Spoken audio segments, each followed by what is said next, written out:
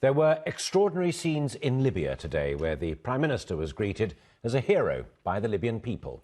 David Cameron and the French President Nicolas Sarkozy led the international military action against the Gaddafi regime, and they are the first Western leaders to visit Libya. From there, our international editor Bill Neely. Into an airport bombed by British planes in the first military campaign he started, David Cameron, joined here by his comrade in arms, the French President.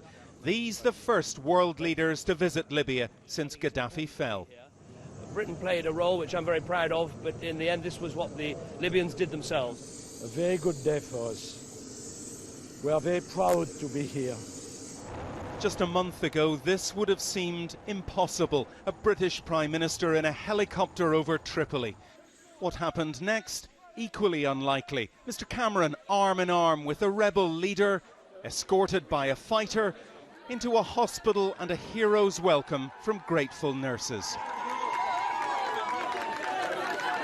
Surely the first time any Prime Minister has been greeted by the cry, Allahu Akbar, God is great. Incredibly brave. He met patients injured in the revolution, all of them rebels, 50 of whom will be flown to Britain for further treatment. Then he was mobbed again.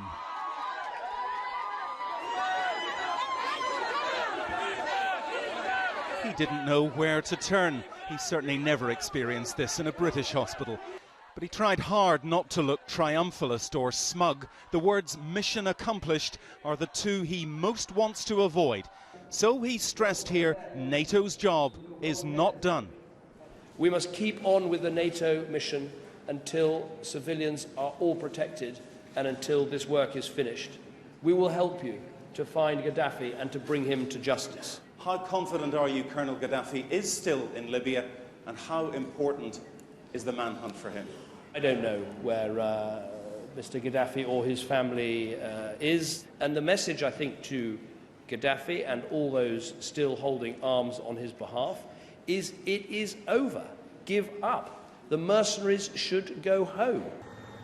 Mr. Cameron then flew out over the wrecked remains of Colonel Gaddafi's former compound to Benghazi and another hero's welcome. The leader's arms aloft in triumph, the arms of thousands of Libyans aloft with them. Mr. Cameron was fired up. Colonel Gaddafi said he would hunt you down like rats, but you showed the courage of lions, and we salute your courage.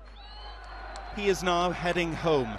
Libya, so far, a foreign policy success. But it's not over.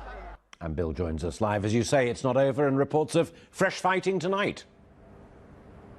Yes, there is clearly a big battle going on in Colonel Gaddafi's hometown of Sirte, which has been holding out for weeks. Well, today the rebels moved in a seemingly huge force, 900 or so armed vehicles, pickup trucks advancing 30 miles or so, we think, to the western outskirts of the city. What the rebels actually say has to be treated with great caution. But NATO planes are clearly overhead. They've had 8 strikes there in the last 24 hours, 300 strikes in the last 3 weeks. NATO wants to end this. All of this proof and illustration of what David Cameron said today.